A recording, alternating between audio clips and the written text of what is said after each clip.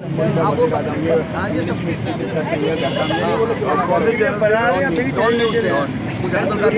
ایک ریلی کا شروع کیا تھا نا، پھر بند کرنا پڑا. جی سر، آپ وہی اصل میں ساری دنیا اپنی زبان میں بات کرتی ہے، سرکاری طور پہ بھی، تعلیمی میڈیم میں بھی.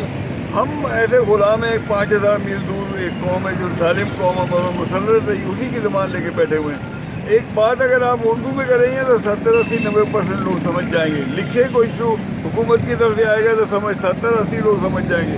انگریزی میں کریں تو کتنے 2-4% بھی نہیں سمجھیں گے. مقصد بھی آپ لوگوں کا کمیونیکیشن ہمارا مقصد یہ کہ ہمیں زبان دی جائے. ہماری اردو زبان ہے.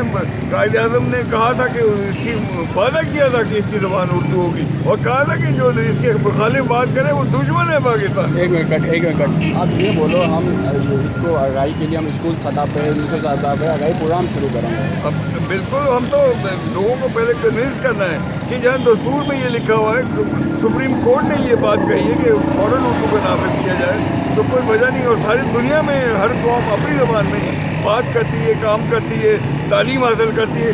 اور جب ہی آدمی انوینشن کر سکتا ہے اور تخلیق کو تحقیق کر سکتا ہے، ورنہ نہیں کر سکتا. شکریہ.